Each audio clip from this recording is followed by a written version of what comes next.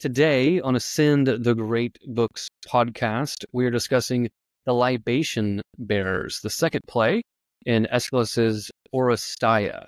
So today we're going to talk about Orestes, who comes home and he meets his sister, Electra.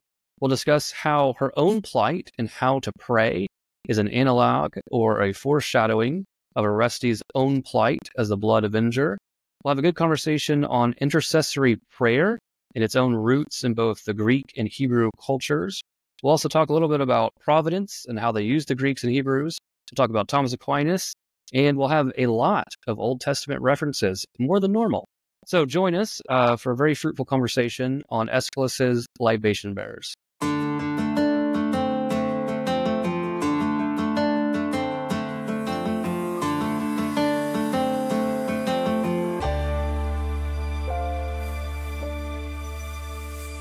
Welcome to Ascend the Great Books podcast. We're so glad that you're joining us as we work our way through Aeschylus's Oresteia. This is actually the third part, but the second play in which we're going through the Libation Bearers here with Deacon Harrison Garlick and our good friend Thomas Lackey. Thomas, it's great to have you back onto the show. So glad that you're joining us once again. I enjoy having you on the show every time. I also very much am grateful that you are part of the Sunday Great Books that we have. Maybe I'd be very interested, Thomas, in hearing your thoughts on the impact that Sunday Great Books has had on you. It's really forced me to, many of these are texts that I have known the stories of, but never actually dug into the text.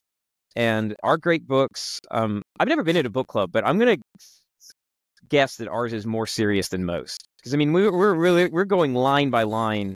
If you think the podcasts are intense, our Sunday takes it up a notch. So I think it's been really good to make me work with a text, to chew on a text, and then also to hear all the ideas that you can honestly say I could have read this 10 times and I'd have never thought of that. And if I hadn't been sitting here with you and discussing it, that's an insight that I just would never have come to me. And I think it's been really rich, and I've just loved it. It's truly a highlight. Yeah, it's really humbling to hear that, Thomas, and I deeply appreciate it because I just think, for my own formation of the great books, which I think really can't be extricated from my coming to become Catholic, because my studying of the great books started at Ave Maria while I was working through the master's program, which is also when I was going through then RCIA. And so I think there's really like a treasure here that I've really wanted to share with a group of people. And I had done previously independent groups. Like I did one time come read Plato's Republic with me for 10 months, just one book a month. And, Adam one time joined me Adam, you joined for that one too, didn't you? No, I was not invited. I wasn't cool enough yet. I was making my way up the cool chart, and I finally got there on Dante's Inferno. So that's when I do remember that. You were actually 3 cool points short of joining the Plato's Republic group. I remember that now. I did those out. And then I borrowed some points from my wife, and I made it up for the Inferno. Yeah, so then we had to move that along. So then, I did do a Lenten reading group of Dante's Inferno. And I think that having the Sunday Great Books in which we actually move through chronologically, and I think our biggest hurdle was convincing everyone to read Homer for a year. And once we did that, we're like 3 books deep, and everyone's like arguing about what word means and, which character's the good guy and etc. I just loved it. And it's just been a blessing, I think, in my life to see those conversations. And I'm still very much a student. I don't want to paint myself. I coordinate and host the events at my house, and I think that hospitality is very important for me in how to host them. But I'm still very much a student, right? So here, Aeschylus is the teacher, Homer is the teacher. But I'm very humbled, Thomas, to hear you say those things because it really has been on my heart, I think, to have that fraternity and work through the great books. Yeah, I mean, I absolutely love it, and I'm very, very grateful to be part. And we should say, right, that is the historical impetus for this podcast, is then how do we take that fraternity, how do we take those good small group discussions and bring them to a larger audience? As, we were sharing on X, that, hey, we were doing these Sunday Great Books. A lot of people are commenting saying, hey, how could I do this, in my own group? Like, is there anything I can have? Do you know any resources? And so, I mean, that's why we have the guides now to the Iliad and the Odyssey for those who want to, you know, start a small group, is because we really wanted to try and be that person in the group that's just like the student who's already taken the class before. Like, it's really rough for like 6 or 7 people to try and get together and read Homer for the first time. You kind of need someone who's at least kind of, you know, just familiar with the text. But if you don't have that, I don't want you to be robbed of reading the great books. And so this is really where a sin steps in, is to say, okay, could we be kind of like that student who's been here before that can join you in a certain way in that small group, whether it's our guides on our website or whether it's the podcast or the YouTube channel or whatever it is. Can we help you in your own fraternity kind of go through these great texts together? Yeah. And it's really been cool just to see other people responding as we've been going through, as you said, Deacon, where we've gone through the year of Homer. And we've been listening or seeing other people actually getting together, taking pictures, sending them to us, asking like in-depth questions about the text, right? It's like there's been several guys who have responded on X and like actually asked us questions like, hey, this is something that we talked about in our group. What are your thoughts? And that's like kind of like, there's multiple fruits, multiple layers to the Sunday Great Books, one being this podcast, but another one is just like seeing other people get together and having real meaningful conversations and have like really taking a deep dive and taking their intellectual life seriously, regardless of where they've been, like regardless if they, have a master's degree or whether they don't have a college degree at all, whether they're very new to some great books or they're kind of a master of the great books, so to speak. They've read them all. It's been really cool to see other people engaging in it. Thomas, do you think that you have become a better reader of Scripture through through moving through the small group, through the Sunday Great Books and like studying the great books? Because I noticed I read the Gospel of St. John to my daughter a while back. So every night we just, read a chapter or so. And I just realized like how much more critical I was. And I don't mean that in a negative sense, but just like I noticed that the way I read Scripture had changed, in which like little details and why did they include that detail and why is he saying that, all of that stood out to me much more after working through Homer than I think it did previously. Actually, I'm going to flip it around. That reading things like St.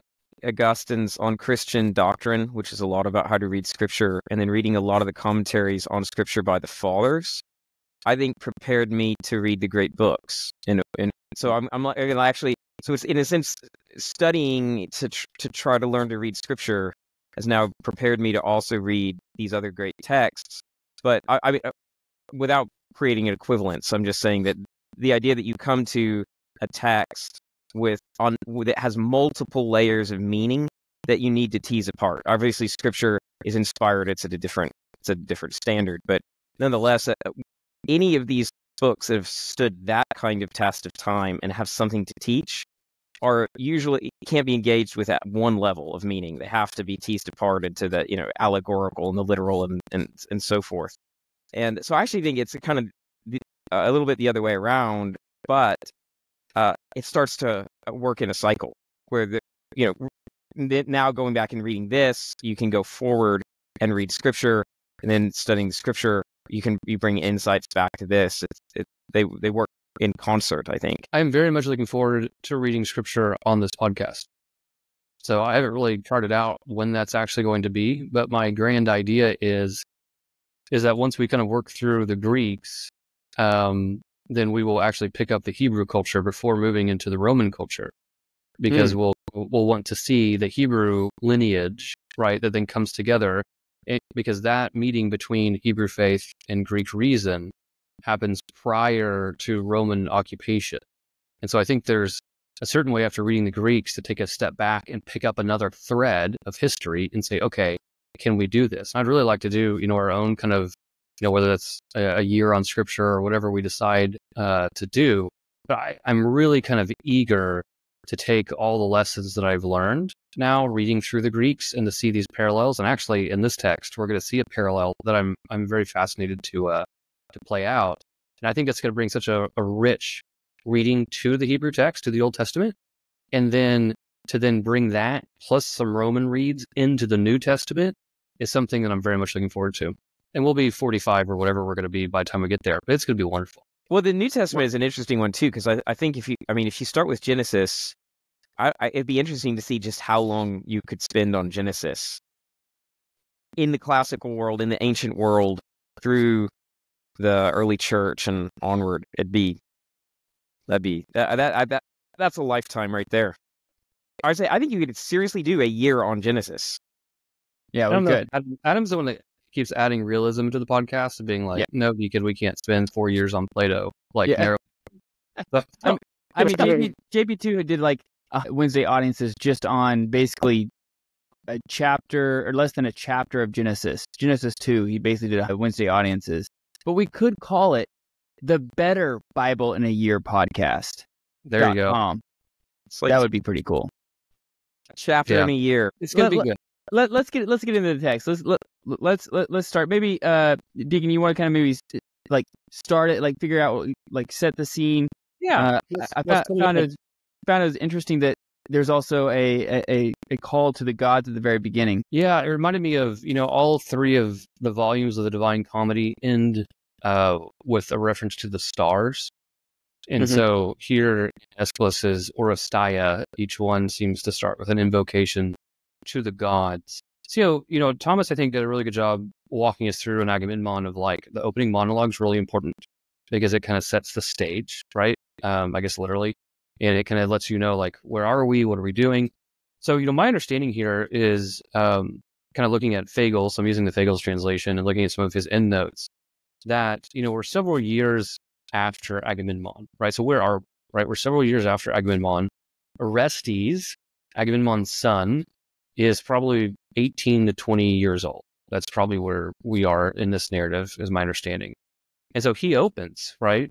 He opens the monologue. It is interesting that not only do we get an invocation to the gods, but we get an invocation to Hermes. And that's something I'd really like to explore in tonight's conversation, is what is Hermes' actual role now in this kind of like more classical Greek mythology. We saw him in Homer, and he was the messenger god to a certain degree. Iris played a lot of that role. But Hermes and his cult, I think, has really matured and grown. And so as we kind of start off, one of the things that I would be wanting to look at is what's the role of Hermes, and does it actually have a Hebrew parallel? One thought note I'd put as well is we have to be thankful for Aristophanes for having the opening at all, because we only have one text of the Libation Bearers, and it is missing the opening. And in fact, we still don't have all of the opening prologue, but we only have the opening lines of the play because Aristophanes quotes them elsewhere. So we know how it began, and then then it's sort of lost, and then it picks up again. The other thing that's kind of interesting is if you look at Agamemnon, it opens with this invocation of the gods, but then he immediately looks to the heavens. So there's this reference towards sort of the cosmic gods. While this one also references the gods, but immediately turns to the Olympic gods. And so you're starting to see, I don't know, I don't want to draw too much out of that because it might be over-reading, but I think there's a sense here in which we're also seeing a progression through various conceptions of the gods and of justice. And you're seeing in that, even that progressing through the plays, and we'll see this in Eumenides as well, essentially a move past the Olympic gods in some extent. So there's progression. We would probably tether that then to the statement of Zeus, right, as the nameless god, right, that I'll call you Zeus if that's what you will, right? That's a movement. That's I guess in a certain way, a maturation of Greek thought on who Zeus is, where he's starting to actually be a stand-in for this like divine power. Yeah, I think so. I like that a lot. The other thing too, just more on an empathetic note that really struck me reading this now, because again, I am not terribly sympathetic towards Agamemnon. Like I'm sorry he got murdered in a bathtub. But just as a character, I haven't been terribly sympathetic to him since the Iliad. But Orestes' monologue here really did strike me of that he was deprived, not just simply deprived of his capacity or his ability to say goodbye to his father, because he wasn't there when they buried him, but also that he just never saw him, that he was deprived of actually seeing his own father when he came home. And I think last time with Agamemnon, the play, we spent a long time talking about why Clytemnestra spent so much on the tapestries, that they really denied that he even walked on the earth again, right? They denied in a certain way that he really came home to Argos. He never touched the earth, but also that he was denied seeing his own son. And there's a part of that that I actually find very touching / horrific. Yeah, we're seeing kind of an inverse of of the Odyssey, right? We're seeing the tragic version of Odysseus' son. Just as Odysseus and Agamemnon have a parallel, we have Orestes, and I've already forgotten his name, having a Telemachus. Yeah, Telemachus. Yeah, it's interesting reading them in this order, right? Because I think the Odyssey actually plays in heavily into Libation Bearers, and we'll see a few parts where I think it plays in. So it's interesting that in the narrative, we're between the Iliad and the Odyssey, but because the whole audience already knows the Odyssey in a certain way is now informing that interim period. And I think there's several periods here where I was like, this just sounds like a riff right out of the Odyssey. Because I think this one has the most resonances, right? The Agamemnon more tells a story that's referenced in the Odyssey and taken as a given.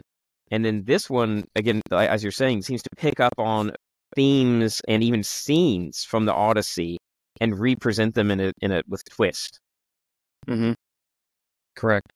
My last thought, kind of in this opening monologue, is more of a theme or something I'd like to explore as we move through the text. It grows, so we can kind of discuss it where we think it actually becomes more mature. We talked about justice as, that religion is a virtue under justice, that religion is actually a natural virtue, that you don't have to actually have divine revelation as a human to know or to have an intuition that you need to give God his due. And then out of that kind of springs a natural religion that obviously takes different shapes and forms. And it's really striking to me in the Libation Bearers how developed the intercessory for the dead is. And we get this here a little after line 15. Or perhaps they come to honor you, my father, bearing cups to soothe and still the dead. And we're going to see both movements here. So we're going to see that the living can offer sacrifices to affect the dead, right? To soothe them, to appease them, to do these things. But then we're also going to see which somewhat surprised me the first time I read Libation Bearers, is we're actually going to see that then the dead can intercede for the living, that they can actually somehow affect the living. And that's something that I think we really need to watch in this text and maybe draw out some like Old Testament Hebrew parallels there. Any other thoughts on this kind of opening monologue by Orestes? I think just a comment on the lost portion. Probably we can guess just by what happens later. Where we talked earlier about how the prologue sets the time and the place. Probably Orestes would have set something about his mission and vision from Apollo, and then and here I am, in response. We can just guess that, but no one can know for sure. Yeah, that's a good insight. So let's move on to the chorus. So again, we've talked about the practicalities. If you didn't listen to the episodes on Agamemnon, go back to those. Thomas really helped us understand kind of the mechanics of the play, of the chorus. They come out, who are they? But one thing is the chorus, the identity of them changes per play, right? So they play the same role, I guess if you want to say it that way, but their identity changes. So in Agamemnon, the chorus was the old men, which in a lot of ways were very parallel to the inept men of Ithaca in the Odyssey. Here, if I understand correctly, right, the chorus are the libation bearers, so the name bearers of this play, mainly led by Electra, who is the sister of Orestes. And so here at line, 26 or so, we see the chorus come in, the libation bearers. And we get a very Job-esque opening here, where their cheeks are glistening from tears, and their nails have raked their faces, and they are streaming with blood. And they have torn their linen garments, and they beat their chests. So this is very much, lamentations. And so here comes these women, led mainly by Electra, even though there's also a leader of the chorus, to the tomb. And Orestes sees this, and he hides himself. So this chorus, I think, is very fascinating. What stood out to you guys? Well, I think the first thing that stood out to me, at least in many of the commentaries, is that the chorus is made up of slave women, probably even Trojan women, right? So this is an interesting thing too, that you have these captives being sent out to mourn for Agamemnon, of all people in their case. He focuses on Electra, conspicuous in her grief. He makes a distinction between her grief, which strikes him as somehow distinct and more authentic than the others that are sent. And I think that's an interesting that he marks her out as unique. This must be Electra. Yeah, I also found it interesting on about like line 45 or so, when they're talking about the chorus that talks about the proud dead stir under the earth. They rage against the ones who took their lives. I thought that was really interesting because it gives an insight into what they think the afterlife, or what do they think about the afterlife? What are their roles with those who are still alive on Earth? What they think of Agamemnon, like where he is. Like, I'm not really sure exactly if they like where they think heaven, hell, like all the different types of afterlife there is. But clearly, this one, it seems to me that they know that Agamemnon is a proud dead man who is raging against the ones who took his life, namely his wife. Well, we kind of saw an insight into that into the Odyssey, right? That Agamemnon is in Hades. He's in this house of the dead, and he is still very much preoccupied by the evil of his wife and what she did to him, which really did, rob him of his glory, his kleos, of being the one who conquered Troy. And now we just all remember him as the one who got murdered in his bathtub by his wife and her lover, which is not a great way to go. And so, no, I underlined those lines as well. And also the next two lines, right? But the gifts, the empty gifts, she hopes will ward them off. So this gives us a little bit of insight. It becomes more clear later. I don't want to jump ahead. But now we have a little bit of an impetus here of the purpose, right? Of why are the libation bearers coming? Oh, okay. So they're sent by Clytemnestra, and she's trying to appease the dead, which kind of tells us several things. One of which is that several years later, she is still haunted by us, right? There she is, still trying to appease the dead. We don't quite know why she's agitated yet, but this is the actual purpose or impetus of the libation bearers coming out. I think there's a couple of things to draw on that too. One, as this translation puts it, what amends can there be once blood falls to the ground? There's this kind of idea. Can you simply pay off the debt with a sacrifice? And I mean, that's obviously a thing that Plato is going to bring up later. But in this instance, I do think that there's a questioning here of a type of justice in which wrongs can be done and then simply atoned for by offering the right offering to the right God at the right time, or in this case, to the dead themselves, and say, well, I know I did this wrong thing, but what was that? And you just like you just like go down the price schedule until you see the right price to pay, and you pay it off, and you're like, okay, I'm done.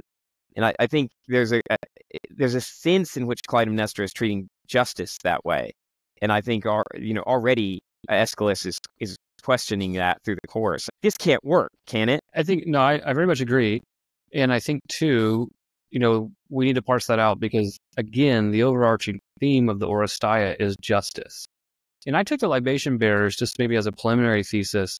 I found it very much to be a straightforward extension of the narrative. What we thought was going to happen happens. There's some different shifts and emphasis from what we see maybe in Homer, but the narrative plays out the same way that we thought it would. And again, the theme of justice saturates the text. And again, it is this primitive lex talionis, eye for an eye, cycle of violence, primitive form of justice. And so, you kind of get your first taste of this line 66. I mean, this is one of my favorite lines actually in the whole play. And the blood that Mother Earth consumes clots hard. It won't seep through. It breathes revenge and frenzy goes through the guilty, seething like infection, swarming through the brain. I mean, just a wonderful series of lines. One, I wrote Cain and Abel like 6 times during this play, right? I mean, that whole narrative, if you remember Cain and Abel, of Abel's blood crying out to God of what has happened to him. mean, it's interesting that that type of imagery is not, obviously that story is much more ancient. But here, again, you see that same imagery and same kind of motif used here in the Oresteia, in more this Hellenized Greek culture. So that was something I noted as well. And the other thing too here is that it gives us, at least how I read this, it gives us the two acts that do this, right? So what are the acts that actually cry out for vengeance, which has some deep parallels, in Catholic teaching and even the Old Testament of the things that cry out to heaven for vengeance. Well, here there's two of them, right? One is murder, which we were expecting, and then the other one that I didn't quite expect was on line 70. The other one is rape. So there's murder and rape, and these are the two sins. Well, sins is the wrong word there, right? I'm transposing a bit, but these are the two actions that cry out for vengeance under this kind of primitive justice of lex talionis. We're calling back to something you said a bit earlier about Clytemnestra being haunted by this. I think one of the questions that to ask the text is, has she been haunted by this the whole time? Or has she just newly become haunted by this? And as we get to the next part about the dream. And now I think there's this idea, and then as you engage, especially with the passages that you just said, she's attempting to essentially wash her hands. There's this, image of Lady Macbeth that you could work out here, where she's trying to wash the blood off her hands, and it just doesn't work, which is, strictly speaking, an analogy Aeschylus has as well. To purify blood on polluted hands goes straight onward in vain. They're stained, and the stains won't come off. I very much like the Lady Macbeth parallel there. Well, I think Shakespeare is borrowing from this a lot, to be honest. I mean, we've mentioned this in some previous things, but I think Shakespeare, he's picking and choosing, he's plucking. But if anyone goes back to read Hamlet or Macbeth or some of these other plays, Titus Andronicus we mentioned, which has references to Thyestes, at least in form. These are themes that are so deep that he can pick out one of these characters and then make a play that centers, or Hamlet, for example, has a lot of parallels to Orestes, but he can work out a whole play that focuses on just one of these themes. So Aeschylus is really, Aeschylus has the master class here, because even Shakespeare is borrowing from Aeschylus. Yeah, he's the father of the tragedians, right? I mean, this is in a lot of ways too the father of Greek poetry, even outside of, say, Homer or Hesiod. So no, I think these are why we read the great books, right? Because there's perennial themes here. There's perennial questions. There's things about human nature that tend to rise to the surface. And I very much actually like reading these in the poetic narrative form. It's kind of refreshing after spending so much time reading, say, St. Thomas Aquinas or Aristotle, to read these like in a narrative it's a different type of skill set. And I find it very beautiful. Yeah. Yeah. And I find it interesting as we continue on here that we know that Agamemnon's family is just like disordered in so many different ways, right? Agamemnon himself he killed one of his daughters, his wife killed him. Like there's been a lot of turmoil within the family, but I would like to focus as we go through this text on how they interact with one another throughout this play, because I think it kind of shocked me for the first time as a first time reader, like how it seems pretty genuine. It seems pretty normal, as a family should be. And even let's see, in between 85 and 90, Electra comes up and she says, like, what kindness, what prayer can touch my father? Shall I say I bring him love for love? Like she's just talking to him about this, which I think is a little funny. I think that section is just a little bit funny, but Electra and Orestes, their relationship and how they interact with one another, I think is worthy of tracking versus the family as a whole. I was going to say, yeah, let's use that to push into that next section, right? Which is when Electra starts to speak. I think to Adam's point, there's two things that I noted that kind of begin to start here. One is that I was really taken back by the lack of references to Iphigenia. So Orestes and Electra's sister was murdered by their father, and there seems to be a thick veneer of filial piety over Agamemnon now. right? They just kind of reaching out to him and asking for his invocations and etc. Maybe that's because there's a practical element to that, because they have to have someone support them as they try and reorder the home. But I think the role, where is Iphigenia in this, is a legitimate question, because obviously Clytemnestra thinks that's a legitimate question, and that comes up towards the end. The other thing that caught my attention here about Electra is that we see her plight. It's a really beautiful scene. Her plight with the prayers, that she doesn't know how to pray in this situation, right? She's sent by her mother, who murdered her father, to go pray for her father. And the fact that she's stuck and feels tension is itself an analog or a foreshadowing to the same tension that we're going to see with Orestes, but in a different way, right? So both of the siblings here are struggling with this thing between justice, or at least in a primitive form, and what we might call a filial piety towards her parents. Yeah, I mean, I think that's a really perfect analogy there, because she's stuck between these two conflicted duties. And I think conflicted duties that are both absolute is the theme, or sort of the truly tragic dilemma that Aeschylus is putting out for Orestes. And you've got it already in micro form right here, just over as something that seems as small as a prayer and a drink offering. Also, can you guys give me a little bit of insight? Like, whenever you lift your cup, like whenever you kind of give a cheers, so to speak, like a toast? Yeah, like a toast, not a toast, but like, like, so she's lifting her cup and she's talking about this, right? Like, in between 85 and 90, Yeah, to like one for my homies kind of thing, right? I think that's actually the line in there directly, is one for my homies. I'm pretty sure. One for my homies, yeah. Yeah. Like it just seems that this would be something that would be taught, would be passed down. Like, here's kind of the formula in which you should do something like this. Like, it seems very interesting that she does not know how to do it. Like, do I do it this way? Do I do it that way? Should I remain silent? I think it's different in that. I mean, I think she's saying that none of the traditional formulas will work. How does the murderer offer sacrifice to the victim without... Clytemnestra's not sorry, right? She's not asking for forgiveness. She's just trying to somehow pacify and mollify this, what she believes is almost an angry spirit that's sending her these bad dreams to torment her.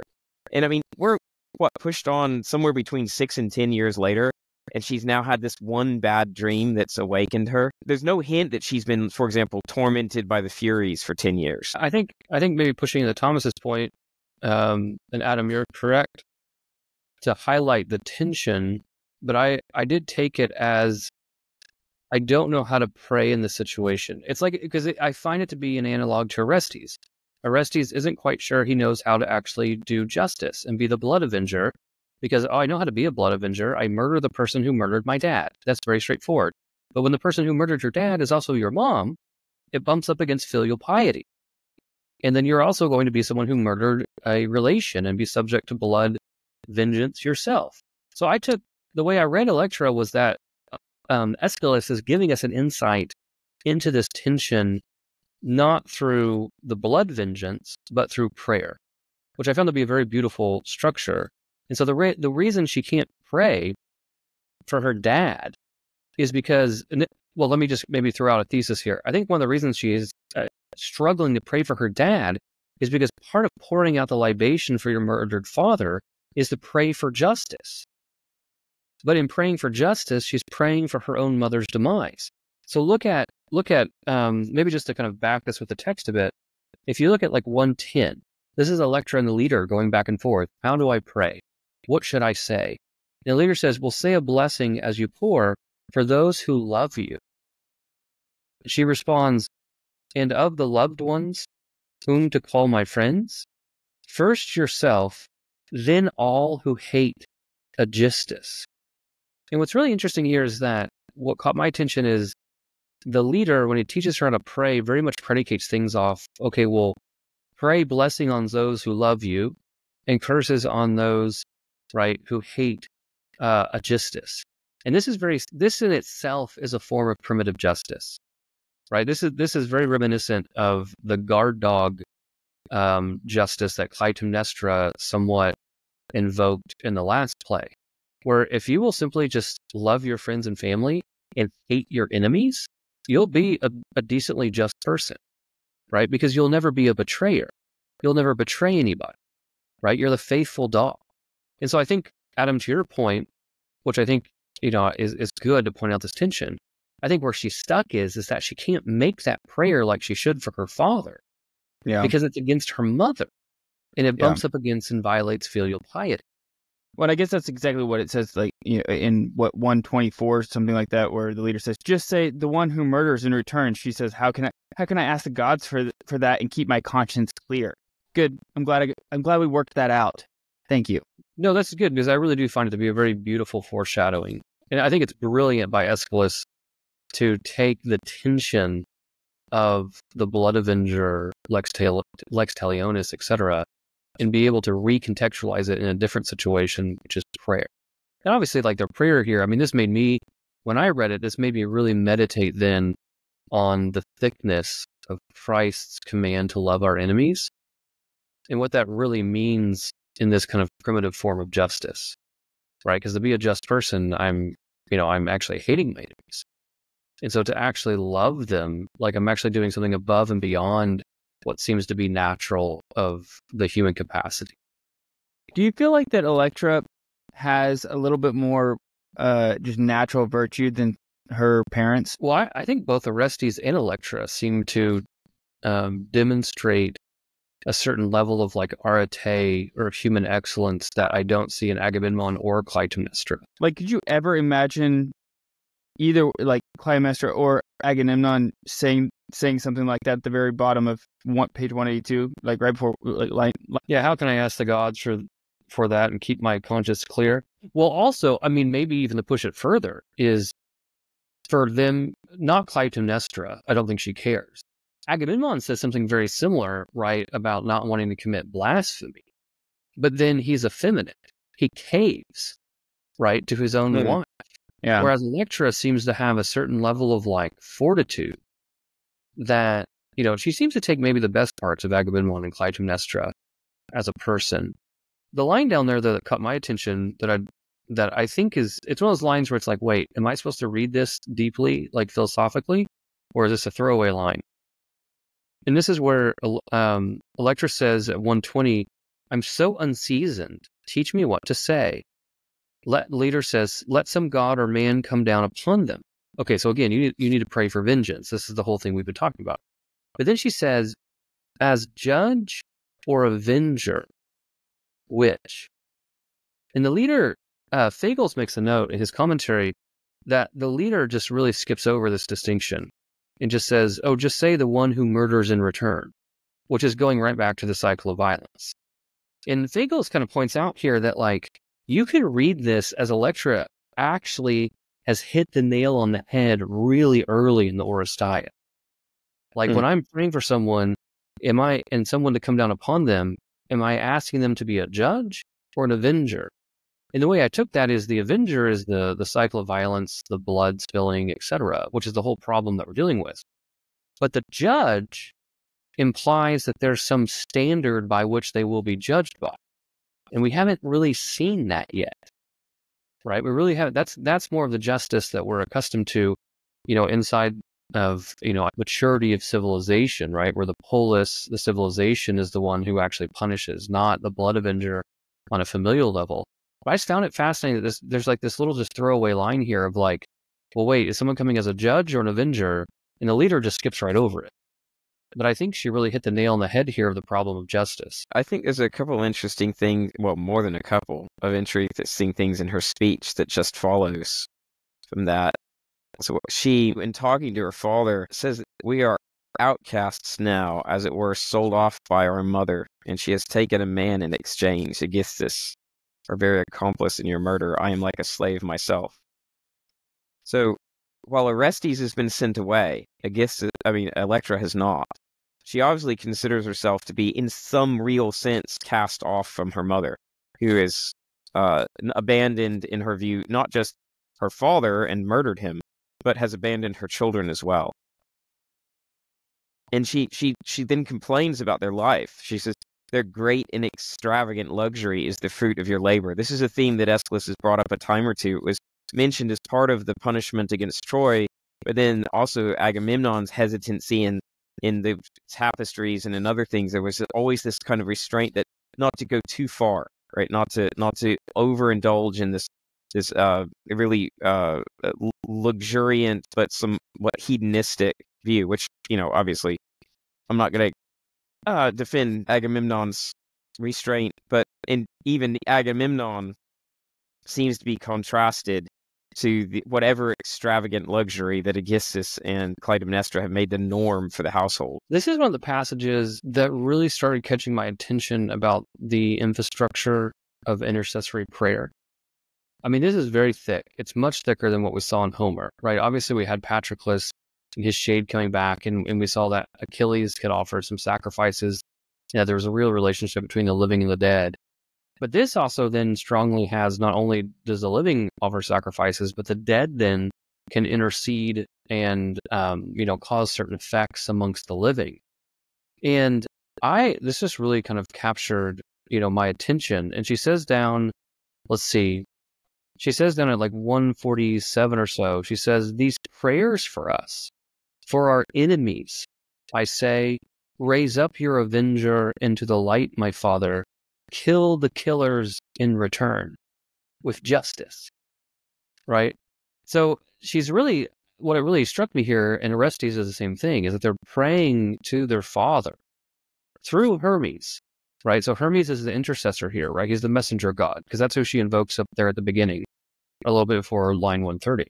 Hermes is now, has come to be now the messenger god that actually can provide messages between the living and the dead. And she's asking for her father to effect a change on Earth, right? To send his avenger to kill the one who killed him. Just ahead of that, she says she asks for something that is an interesting thing to ask of a person. She says, "Grant me also to be much more chaste than my mother, and my hands to have greater piety." I mean, that's a very interesting request. I'd also just point out, just ahead, towards the top of her prayer, she asks for Orestes to return. And then now she's asking Agamemnon, that line you quoted. So she has not identified Orestes with the avenger. And I think this works with a judge, you mean, or a just avenger. I think there's this tension here where she also is seeing a tension for Orestes, right? They need an avenger, and she wants her brother back. She doesn't necessarily see her brother as the avenger, if that makes sense, because he's conflicted like she is as to, why hasn't Electra just killed Clytemnestra? She could. We know women can do it. Clytemnestra killed Agamemnon. So this story could have been about Electra avenging Clytemnestra, and I think Electra feels this tension. And she doesn't expect Orestes to do it either, not necessarily out of like cowardice, but just because it doesn't seem like the right thing to do to her, I think. That's interesting. I didn't read it that way, but I'd like to go back and look at it that way. My intuition, I'm not even sure if it was an intentional decision on my part reading the text, but I very much read that Electra realizes that Orestes is the avenger. Because wouldn't he be who? Because the problem with being the avenger, right, is you're the blood avenger. So it's a certain mandate upon someone who in the family. If it wasn't going to be Orestes, who would we point to be the avenger for Agamemnon? Like, who would be the one that she would expect? That's a good question, and I don't have a good answer to it. Oh, yeah. I know who it is. It would be Menelaus. Oh. That's who it would be. That actually is a good point. Because even Orestes says that. After I'm skipping, I apologize, but after he murders or avenged, whatever you want to say, Aegisthus, I'm pretty sure he has a line in there in which he says, he's leaving again because of the Gorgons. He says, "Tell Menelaus, something like what I've done." And I think, if I understood correctly, the reason he mentions Menelaus there is because as soon as Menelaus comes back and realizes what's happened to his brother, he would also have a duty to be the blood avenger. And actually, he would have been a blood avenger that would have had much less of a complication, right? You would think so. Because he'd be killing his sister-in-law, right? Is it Clytemnestra, cousin. Helen's sister? Mm-hmm. Mm-hmm. Yeah, half-sister, yeah. And so his sister-in-law. Yeah. which I don't know if there's a whole Two lot of ways. rules about system. Yeah, that's a good point. I didn't really, I took it as a 1-for-1, that Electra sees Orestes as the avenger, but maybe I need to go back and Well, I parse can't that claim out. that insight uniquely. There was a commentary I listened to, I think it was by Professor Davis, that made distinction. And once I went back and looked at it, I was like, oh yeah, I do see this dichotomy where she asks for Orestes and she asks for an avenger. And at least here does not simply seem to identify the two of them together. The avenger is kind of this open question, and Orestes is specific. One of the things, too, that caught my attention here, again, maybe just drawing out a parallel between the Greek tradition and the Hebrew tradition, is I really started to wonder where intercessory prayer particularly comes into Christianity, because this is really robust. This is more robust than anything I can remember in the Old Testament. And what I mean by that is, like, this is very clear that the living can pray for the dead, and the dead can basically intercede for the living. And you get some of this in Maccabees, right? In Maccabees, they intercede for the dead, but that's post-Hellenization. And it really started making me think about how, is this something, because I think on one hand you say, oh, look, this is similar to the practice in Catholicism. It's parallel to it. But I think maybe to be more bombastic, there's also another way in which you could say, oh no, look, this is actually its origin. That the Greeks had this very strong notion of natural religion that had a very robust and structured understanding of intercessory prayer, and that this really affected Hebrew thought several hundred years before Christ. Because I tried to do a little bit of research. I mean, obviously Maccabees is post-Hellenization, so that doesn't count. Thomas, I think you had mentioned either on the podcast or off the podcast, the story of King Saul and the Witch of Endor calling up the soul of Prophet Samuel. I did read that one, and there were some commentaries on that did say, like, notice that it's not really a surprise that the dead know what's going on amongst the living, or that they can actually affect them, but it's more of just why Saul has done it and how he's done it. You also get some arguments about, at the great I am statement, God very much talks about Abraham, Isaac, and Jacob in the present tense as being with him. But I really was just kind of curious, as if we track this type of intercessory prayer, is this something from Greek culture that really did impact Hebrew culture and gave it more of a structure, or did Hebrew culture develop this independently? I think, and by the way, I just want to put a caveat that I apologize, because if we have any Protestant listeners that are thinking that I'm throwing out the thesis that Catholicism pulled its intercessory prayer from the pagan Greeks, there's all kinds of people that are like, I told you so. But I do think that, because I have a strong providential understanding of how God used the Greeks to cultivate the world for Jesus Christ and the coming of the Logos. And so anyway, it was just a question I had.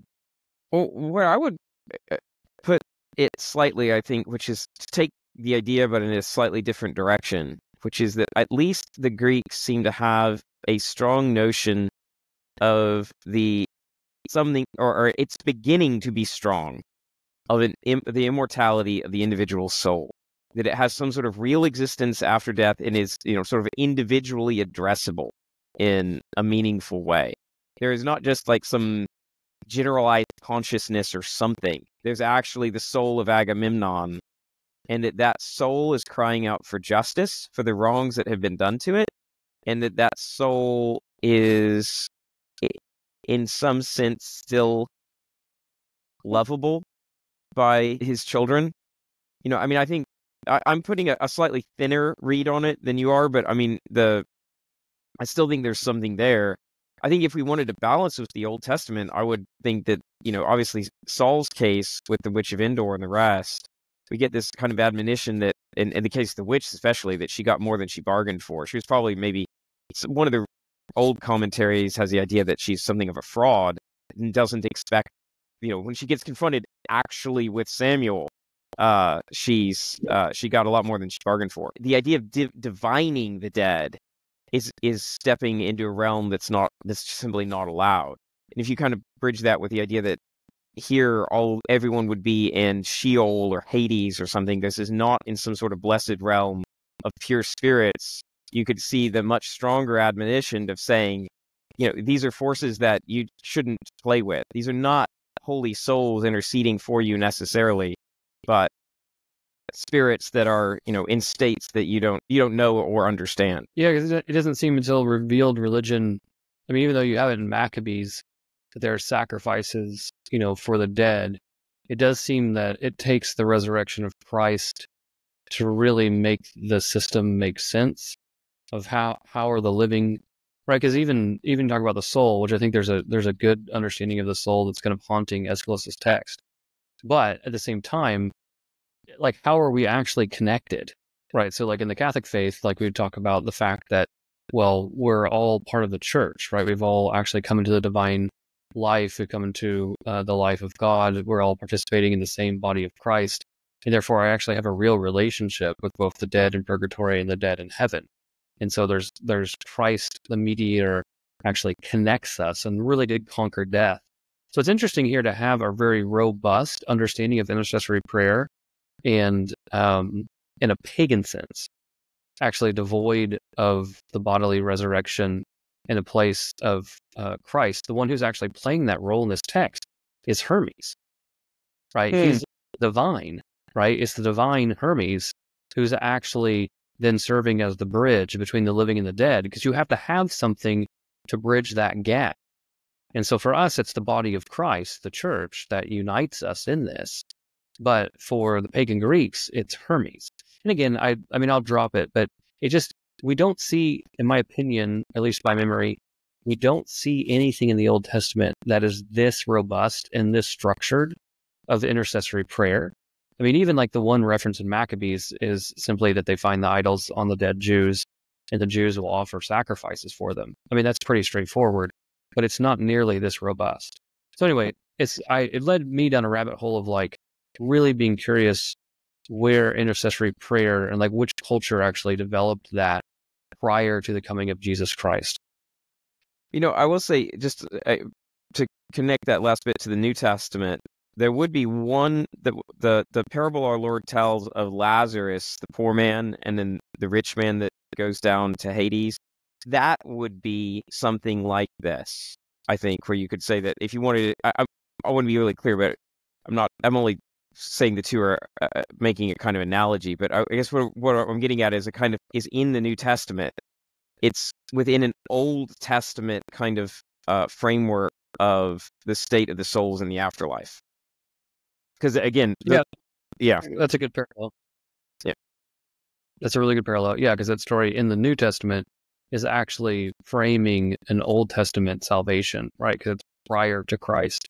Because post-Christ, the blessed dead don't share the realm of the dead with the damned, whereas they do in the Old Testament, which is why Christ on Holy Saturday has to go down and preach the gospel to the dead and take them up.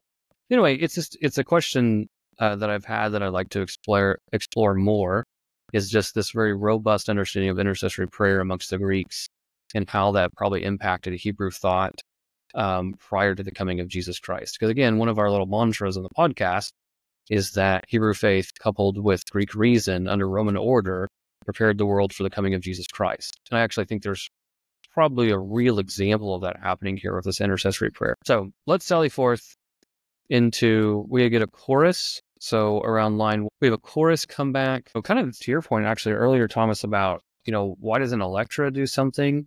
I did notice that, the prayer here is, this is the second paragraph of the chorus. Dear God, let him come, some man with a strong spear born to free the house. So there's an idea here that the blood avenger, right, it will be masculine. And we need someone to come and reorder the home. And again, I think there's strong parallels here to this story that we received in the Odyssey, right? We have a house disordered. There we had the suitors. Here we have Clytemnestra and Aegisthus. Someone needs to come in and clean house. So, question. If you saw a lock of hair laying down on the ground, and you saw it and you were like, that kind of looks like mine. You know what? I bet that's my siblings. Like, would that ever happen to you? Like, I again, first time reader. But like, I just thought like, I have two sisters. Neither one of my sisters have any like hair that looks anything remotely like mine. I just found that to be like, that was the key. It's like, look, this hair is identical to mine. It must be my brother's. Did anybody else find that somewhat humorous?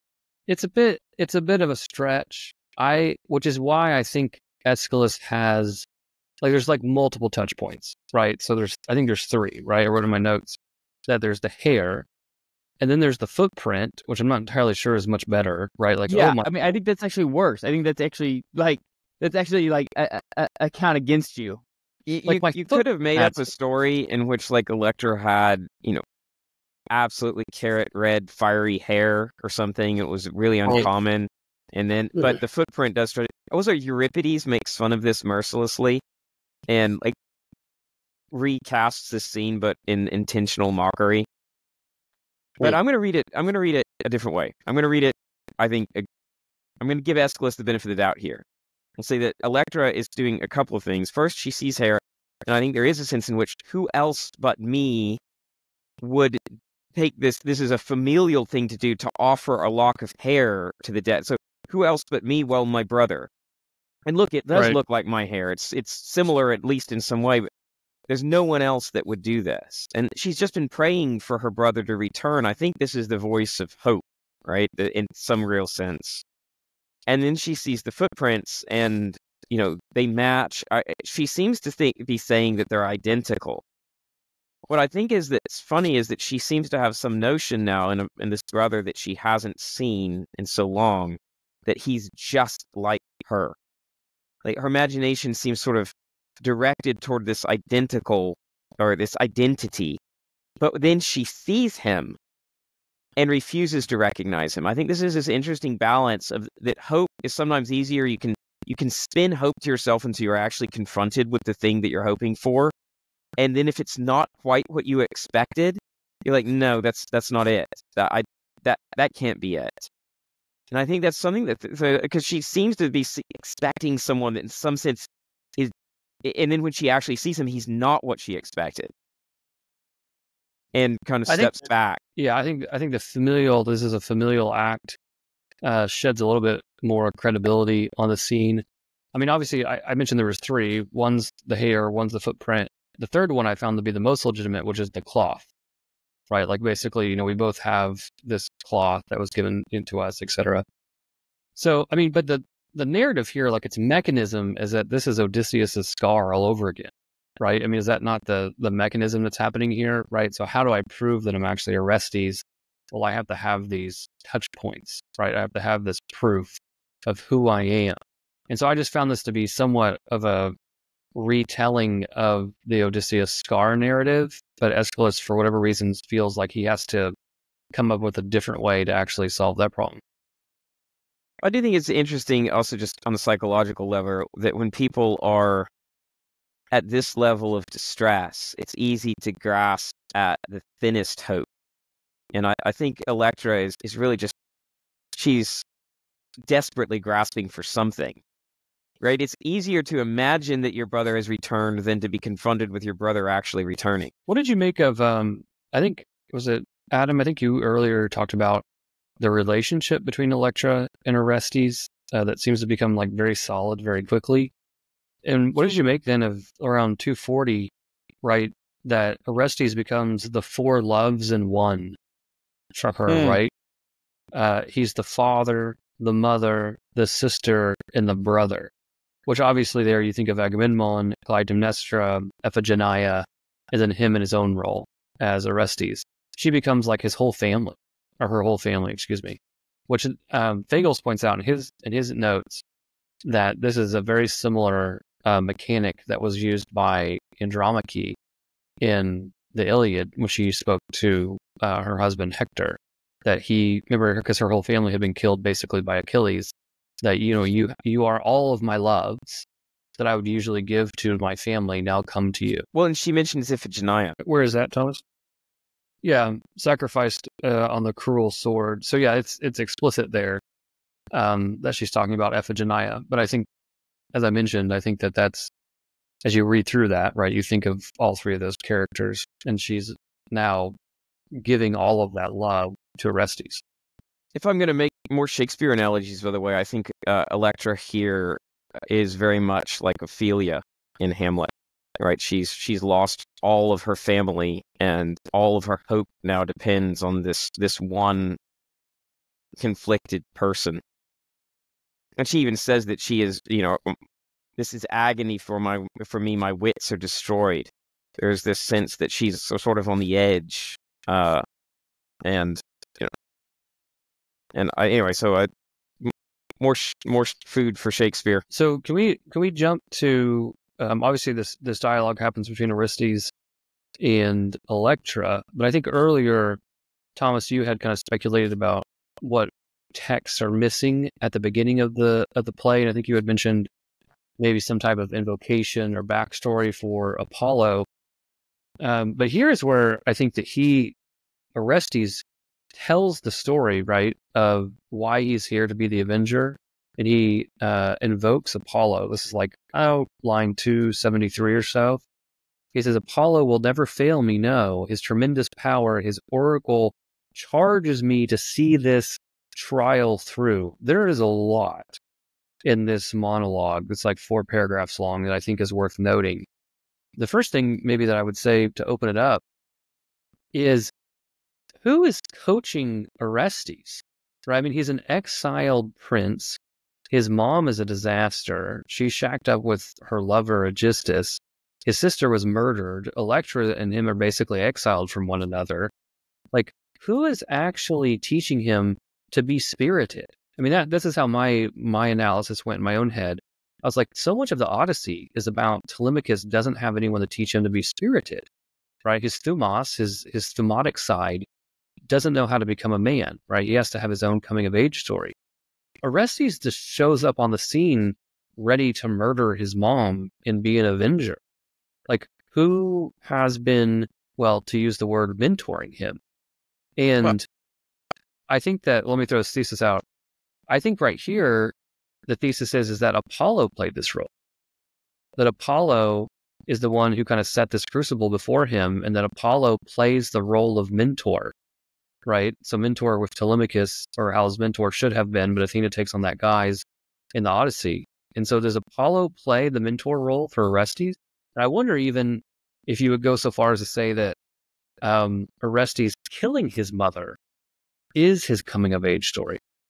Oh, I think it is, which is as sort of fascinatingly horrible, but I think that it is. But I'd also say, as we get into this prophecy, the prophecies here, where he starts to retell the prophecies, there's a sense in which the charge is laid on him in an ambiguous way, much like it was laid on Agamemnon in an ambiguous way, which is that it's not so much that Apollo is telling him he must do these things.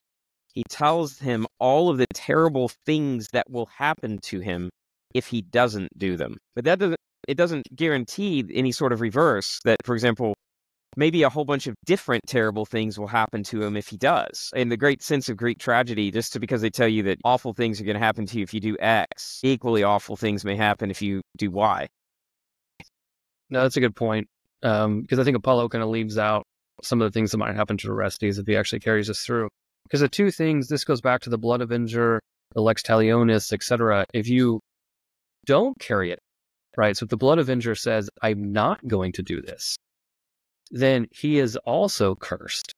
And I took this as basically there's 2 curses. One is sickness, there's a plague, and then also exile, right? That you yourself will become an exile. So there's these punishments if the Blood Avenger does not take up the mantle of enacting revenge upon whoever killed his family. I mean, there's a strong sense in which Orestes and Aeschylus is just brilliantly woven into this tale, that he really is in these damned if you do, damned if you don't situations, right? He doesn't seem to have a course before him that leaves him unscathed. What do we think Apollo's motivation is? I'd like to think that there's at least also some sense of Apollo seeking justice for Cassandra, of all things. Yeah, that's good. I thought my brain just went more broad of just like he has a vested interest in kind of seeing these things carried out because of his, that his original impetus is for Troy, right? And so he's still kind of carrying this out. And so, yeah, Cassandra would then be kind of the last remnant of that he's overseeing. if there's any reason to look at it that way, and I admit that there could be complaint about that, but if there is, I think you could also make a tension here between the primordial gods, the Furies, which are not particularly concerned with justice. They're more elemental. Blood was shed, therefore blood must be repaid. Versus Apollo, who might be a move towards something at least closer to justice, but it's still partial. And I mean that actually in both senses of the word partial. It's not a full and perfect justice, but also that it's not objective. It would be still vengeance. One thing too, maybe to bolster the idea that it's Cassandra that's actually on the mind of Apollo is, and this is a raw thought, but if you look at 280, Apollo says, "Gore them like a bull," he called, "or pay their debt with your own life, one long career of grief." That "gore them like a bull" is almost a direct quote from Cassandra. When she is in the kind of her ecstasy of prophecy, of seeing what's going inside the house, she talks about Agamemnon being gored like a bull. And so I just made a little note to the side that this is what Cassandra says of Clytemnestra. And so at least it looks like Apollo is using that to say, you know, what happened to them, or, you know, what they did to another needs now to happen to them. But it's interesting that it has the Cassandra layer to it. Well, let's look at the invocation. So the next scene here, after Orestes kind of tells his story, is the invocation at the grave, which is kind of a very long passage, but very beautiful. So this starts around verse so. It starts with a chorus. The chorus gives us another insight into this primitive justice, right? Justice turns the wheel word for word, curse for curse. Be born now, justice thunders, hungry for retribution, stroke for bloody, stroke be paid. The one who acts must suffer, which is not the first time I think we've seen that line. Yeah, and I think that as Aeschylus continues to wrestle with this justice, he's intentionally putting this sort of deficient or unsatisfying version of justice into the perspective of the chorus. I think the chorus here is not meant to be the final answer. Right. What did you guys make of line 3? The ruthless jaws of the fire, my child, can never tame the dead. His rage inflames his sons. Yeah, I took that as that goes back to the earlier quote we saw, in which, you know, the dead rage against those who have wronged them. But here it makes it more clear, you know, his rage inflames his sons, that the rage of the dead is personified in the blood avenger, right? Who then, in a certain way, is tortured themselves if they don't go and do this, right? They suffer the rage themselves, because I think that that's what this invocation is really showing, is that Orestes is asking his father, Agamemnon, to bless him, to go and be his blood avenger, right? To be that kinsman redeemer. And so that's how I took it, right? Is that basically the rage of Agamemnon is the fuel for Orestes. Mm-hmm. Okay, good. The other thing that caught my attention in this line, or this passage, was 3. Only at Troy, right, would you have been cut down, my father? Because that's actually very similar to when Achilles and Agamemnon were reflecting on their own lives in Hades. Remember that? And this is like one of Agamemnon's point, is like, well, you're actually better because you died in battle at Troy and got this huge funeral rite, whereas I got murdered in my bathtub. Right. And so actually it's interesting here that Orestes is actually saying the same thing. Like, it might have been better if you actually just simply would have died, you know, a hero at Troy. Mm-hmm. Yeah. Electra has a line just before that again, I think shows her insight into the sort of the depth of the problem. She says, "What here is good and what without evil is not the ruin beyond reversal with 3 throws." I mean, this idea again, like she seems to, you know, perceive kind of their course ahead of them. But how can they actually accomplish it without bringing further harm? And I think that's where this we've talked a lot about the cycle. I think if you the cycle of violence and things, and I don't want to backport just a Christian perspective into it, but I think even Aeschylus in this pre-Christian way is wrestling with this. Isn't justice supposed to make things right somehow? Isn't it supposed to right the wrong, at least in to the extent that it can be done. And if every act that is supposed to bring about justice just in fact creates a further need for vengeance and more bloodshed, and is justice even an achievable thing? Is it even justice? Right. No, I think you're correct. No, I think I don't think you have to have recourse, to divine revelation or even to the Hebrew tradition, broadly speaking, because I think Aeschylus is very much pointing this problem out. I think this is at the heart of the whole Oresteia. Because the thing is that it's not, this primitive justice is a form of justice, and I want to lean into this.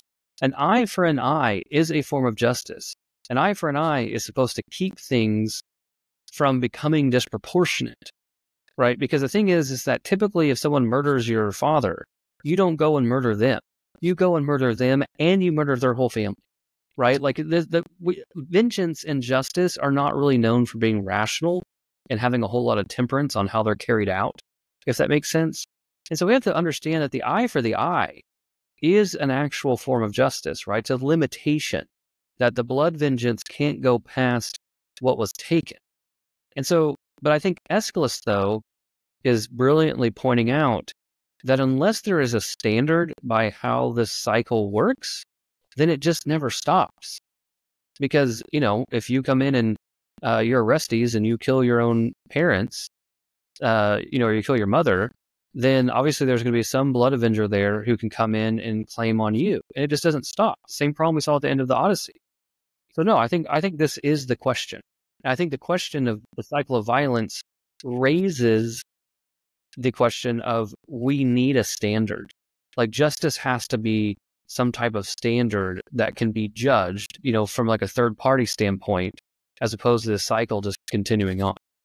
And obviously we'll get into more of the latter in the Eumenides, but I think just even as we look in the Libation Bearers, we have the idea that, so when Clytemnestra and Aeschylus revenged themselves on Agamemnon and Cassandra, but Agamemnon isn't the one that killed Thyestes' brothers, or Atreus was, and Cassandra didn't kill anyone, didn't kill Iphigenia, right? So there's a sense in which justice exercised itself on the wrong targets in some capacity. Not that Agamemnon wasn't guilty of some things, but Cassandra wasn't guilty of any. And certainly, as far as Aeschylus goes, it should have been Atreus, not Agamemnon, on whom he revenged himself. And now we see that Orestes, the actual guilty parties. So he does stand a little bit differently than the previous violence. His violence is different, and I think we're going to see that marked out a little bit. I agree. No, and I think last time on the podcast we talked about the fact that I think the killing of Cassandra shows that a lot of what Clytemnestra was doing was a pretense. That she wasn't overly interested in justice. It was a pretense for her seeking power and the throne, and that might be why Aeschylus emphasizes her so much over Aegisthus. Right, that she's really doing this as the mastermind behind it all. She really is the anti-Penelope, right? She's the matchless queen of cunning that kills her husband and takes the throne and, does all these things. But I think that this passage, the chorus, gives us another real snapshot here of this primordial justice. This is that it is the law. When the blood of slaughter wets the ground, it wants more blood. Slaughter cries for the fury of those long dead to bring destruction on destruction, churning in its wake. And I mean, you can critique this a lot, but the thing I wrote next to my notes here was Noah. Because after the flood, I mean, basically this is what God says, isn't it? I mean, obviously there's details that we could parse out here, but there's a parallel of, if man sheds man's blood, by man shall his blood be shed, right? Well, further in so that's Genesis 9, and then later in Genesis, I believe also in Exodus, there's reasons this is brought out. There's a sense in which the land itself is said to be polluted if murders and murderers go unpunished. That there's a kind of pain that draws from unpunished crime. I mean, the flood itself would be a good example of a kind of idea of cleansing from unpunished, from or at least previously unpunished crime. Now, I mean, obviously, this is a severe justice, but it isn't unjust. Which is really interesting because it runs so parallel and gives some credence to the idea of what Apollo said, through Orestes, which is basically if the blood avenger does not do what he's supposed to do, then it brings plagues and exile, right, which are societal destruction. And actually, this one even talks about destruction, right? Destruction upon destruction. So there is a sense in which the blood avenger does not do what he's supposed to do. You start to have societal breakdown. But which makes perfect sense if you think about it in their context as well. Again, there's no standing police forces or anything like that. What you have here is the idea that crime shouldn't be let to go unchecked. I mean, that shouldn't be a terribly controversial statement in and of itself. It's funny that you mentioned that because, yeah, that's the whole problem. There is no actual police force, right? It's not the state that enforces what is just, right? It's the families. It's still very somewhat tribalistic. And police there, right? The etymology there comes from polis, right? It's the force of the polis. It's the force of the state.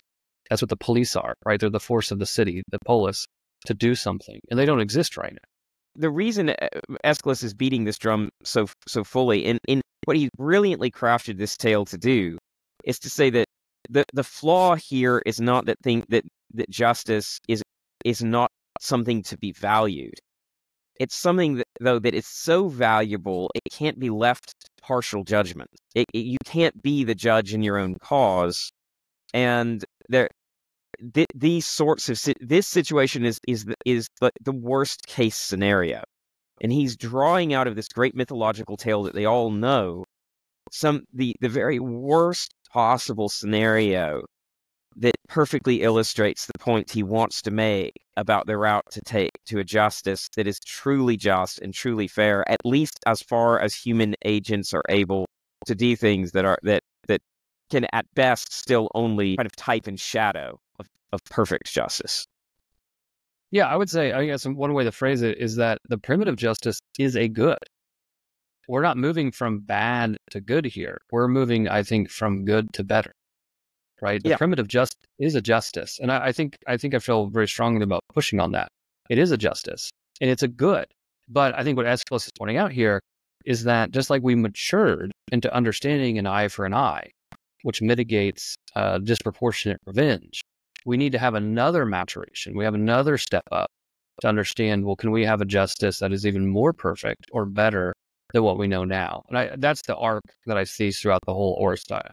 Yeah, I absolutely agree. And I think we need to push on that in a couple of senses, because not just in the classical Greek sense, but since we've made so many Old Testament analogies, in a classical Hebrew sense as well, or ancient Hebrew. Because otherwise, obviously you run the great risk of actually saying that, the Ten Commandments themselves are unjust or something like that, which is pretty dangerous territory to tread on. Yeah, I mean, there's an analogy there, right, between the Old Testament and the New Testament itself, right? The Old Testament is a good, but the New Testament is a perfection, right? You're moving, broadly speaking, from external acts like don't murder to internal acts, don't hate. And that doesn't mean the Old Testament was bad. It's good, but there was something better. But we had to mature, right? They're just like we see Athens is maturing in its understanding of justice, so too do the Hebrews. Moving from Old Testament to New Testament, will have to mature in their understanding of what God is asking them to do. And so I think this is, again, going back to our mantra on the podcast, you see these two cultures maturing in these understandings until finally providence decides that Christ can come in the fullness of time, that the world's been cultivated to a degree that they can actually contemplate Christ in his incarnation. And so I think that Aeschylus here is giving us something, even if he doesn't understand what it is, that really does actually help us understand the justice of a cross in a certain way, right? Yeah, and I mean, you've already mentioned Aquinas earlier, so I'll bring Aquinas in here, that he talks about there's so many truths that are revealed that are also available to natural reason, but only through, in the case of reason, a great admixture of error and trial. And I think what Aeschylus is doing in this narrative is intentionally advancing that motif of trial and error. I mean, so his errors aren't accidental. He is, pushing forward one thing and saying and showing how that falls short within the context of a narrative, and then pushing forward another alternative and showing how that too doesn't quite seem to reach the justice that we'd all like. It's not perfect. It's imperfect justice, but it's not the perfect justice we would hope for. It didn't right the wrong the way we wished it had been righted, and I think he's really, and I think it's beautifully done and because it's so subtly done, and yet we grasp it step by step. Yeah, that was close to justice, and we're like, but there still seems to be a piece missing, and it's just one step forward. Yep, very good. Let's push it forward a little bit to the dream. And so we get this dream, which I think in short, if I can just summarize it as I understood it, is basically that Clytemnestra has a dream that she gives birth to a snake, a viper, and then the viper basically attacks her. And this is a very clear foreshadowing to Orestes, right? He will be her son who ends up attacking her.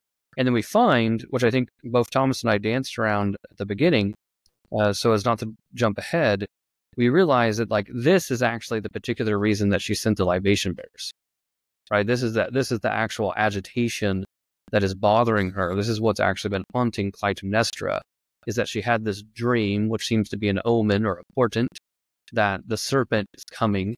And so she sent the libation bearers. That's at 5:10, right? It shook her, and she sent these cups. You see here, right in this same section where Orestes and Electra are going back and forth, and they seem to be actually trying to call up the bodily resurrection, essentially, of their father, which doesn't happen, obviously.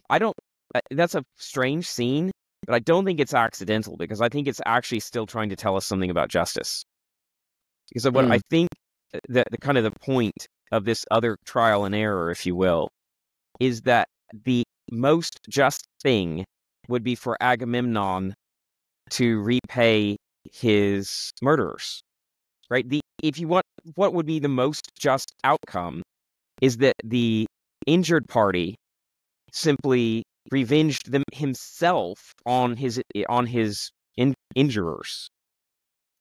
And in the very fact that they try to call him up and it fails, is I think something he's trying to bring out again about this kind of imperfect analogy of justice, that the true victim can't avenge themselves. Someone else has to do it. So I think that's I just want to bring that out, because I think it's an issue, and I think he does it in the most dramatic way possible. But the imperfect way of that playing out is what Adam brought up earlier and asked a question about, which is, so the most, the imperfect, but the most perfect you can get is that then the spirit of the dead, the actual victim, is what then burns and animates the blood avenger, right? So then he becomes that avatar of the actual victim, right? I mean, am I reading that correctly? So that's how that works. That's why this is the most perfect system that we have, because the blood avenger becomes the agent of the victim. Which I think we're going to see explicitly later, right? That I think Orestes makes explicit mention to what you just said. So let's look, speaking of Orestes, let's look at his plan. So this is 41 or so. His plan is simple. My sister goes inside, and I'd have her keep the bond with me a secret. They killed an honored man by cunning, so they die by cunning, caught in the same noose. So he commands Apollo the seer, who's never lied before. And so a few things about this. One, it's interesting that the eye for the eye becomes this granular, right? Well, how did they kill my father? Well, they killed him through cunning, so let's kill them through cunning. Right? There's just layers of how much this mirrors, the particular actions. Two, his plan is basically a violation of guest friendship, right? So he's going to show up as a guest, as a stranger in need, to the house and ask basically to be taken in, and then he's going to kill his host. And I think that this raises, not for this podcast, because we're kind of almost right here at the end of the first half, but on next week's podcast, this really, I think, raises the question of what is the actual difference between Orestes and Aegisthus? Because Aegisthus had also a blood right, if you will, to go in and murder Agamemnon because of what had happened to his siblings, right? And so, because I think very clearly this is always intergenerational. I know earlier, Thomas, you talked about, is it fair for Agamemnon to suffer the sins of Atreus? I think very clearly in a lot of the Greek plays, and not even in the Hebrew culture, the answer to that is yes, right? The sins of the father are upon the son. And so I am really interested in playing this out of like, well, why is Aegisthus not a hero? Because Orestes comes in and kills his own mom, but he also violates guest friendship. And there seems to be all the reasons in the world for him to be cursed and then killed by someone else as well, right? In this kind of cycle of violence. And maybe this is why we have to have the Eumenides. We have to have the third one to actually have, someone come and play this out according to justice. But I think there's a lot of parallels there that we can't simply discard. We can't simply discard Aegisthus as like the bad guy, but we actually probably need to see him in his own motivations within the cycle of violence. Yeah, I think it goes for Clytemnestra too. I mean, I think we actually have to give Clytemnestra her due that there is no one here that can't make some plausible argument for why they need to do what they've done. Now, I don't think that we need to credit all of those arguments, but they're not baseless. I think the last kind of footnote I'd add is it possible to argue that that this is truly Orestes' house and that he's cleaning out the usurpers? Because also Aegisthus is also his family member. We also forget that. Yeah, his uncle. But I mean, now that he's of age, I think that we might find that he's the true heir. Who's the true heir? Orestes. I mean, right? I mean, if it was in the Telemachus analogy, as we see Telemachus and he comes of age and he starts directing Penelope, right, instead of the other way around, because he's now, this is his house. I think obviously the Telemachus to Orestes analogies are pretty tight. And I think Orestes might make a plausible claim within the culture that this is his house, which he's been banished from. Right. Yeah, because Aegisthus would have been Agamemnon's cousin, right? Because Agamemnon's father and Aegisthus's father were brothers, correct? So let's look at this final chorus as we kind of move into the last part of this first part of the Libation Bearers. I mean, my quick take on this is, this tells, anytime you see these Greek plays to start listing places in rapid fire, there's always some theme behind this. Thomas, I think when we talked about the beacons of Ministerius, they're lit, right? Gondor calls for aid. What was that? What I'm talking about at the beginning of the Agamemnon, right? The beacons are lit. When Clytemnestra tells like this whole list of cities. Yeah, you had Ida and Limnos and Arachne and all the, yeah. So you have another thing going on here, but this one lists female betrayers. So this is like a list of female betrayers that kind of the chorus references. The thing I think about this when they have all these historical claims, which are also, I think, mythological, but they're really, again, calling to mind the story of a people, right? We have to keep in mind how thick the political and spiritual ramifications are of these plays for the Athenian people. And so I always notice that they have these times in the play in which they just rapid fire call back all of these stories, which I'm assuming in a lot of ways keeps a lot of these stories alive and also shows their moral, right? Because here's how they're thematic to what you're watching now. Yeah, and we get the mention of Limnos again specifically. And this, that one in that's Fagel, like 617 or so. But our 630 is right in the middle of, and how this section ends, which I love it. It says, the anvil of justice stands fast, and fate beats out her sword. Tempered for glory, a child will wipe clean, right? The inverted stain of blood shed long ago. Fury brings him home at last, the brooding mother fury. Mm-hmm. I just love that line, the anvil of justice stands fast, and fate beats out her sword. Any other kind of thoughts as we wrap up part one of the Libation Bearers? Part two, we'll look at Orestes actually being as the house of Agamemnon in the guise of a stranger, which should sound familiar. I think if you take that very last line as a kind of poor Orestes moment, where you see that seems to be, at this moment, destined to be chased by the Furies that are driving him to this. Here, it's not mentioned Apollo, but the Furies. And yet we know that if he does it, the Furies will come after him still. You think that's clear to him at this point? I think so. I think he feels like he's strained. It wasn't clear to me whether he really understands the ramifications. I mean, I think he understands the tension. It wasn't clear to me whether he actually understands like the deep ramifications. Like he definitely understands the tensions there. But if he understands ramifications, I mean, that's even more sacrificial on his part, right? Because he's going to know if he does this act, then he'll be haunted. Yeah, I think he does. I really do. I also think he does have some hope that Apollo will protect him. But I don't think that. I think he knows that they're coming. Yeah, I think I do lean into that. I think he very clearly afterwards, whether he knew or not, once he realizes what's happening, he calls out to Apollo as a defender. Okay, very good. Well, very good. Well, Thomas, as always, it's great to have you on the podcast. We appreciate you taking the time and kind of walking through this with us. Make sure to go check us out on patreon.com/thegreatbooks. We have a list of all of our show notes. We have a list of the guides that Deacon Harrison Garlick has put together. The Iliad one, if you have not gone through the Iliad yet, I highly recommend you doing that and downloading it for free. We give you a guide for the Iliad for you to sit down with your friends and read through the Iliad together.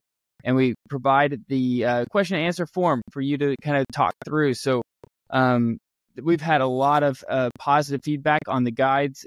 It's very thorough. It is all very well documented, and Deacon Garlick has spent a lot of time citing everything for the guide. So make sure to go check that out. It's patreon.com/thegreatbooks. You can go check out all of our other episodes on the Iliad, the Odyssey. As we're going through, we'll be going through, like I said, the Oresteia. Right now, we'll be going through the year of the year of Plato. Coming up as well. So you're not going to want to miss that. So make sure you subscribe to our podcast so you check out every single episode that comes out. Follow us on X and MySpace. And we'll see you guys next week.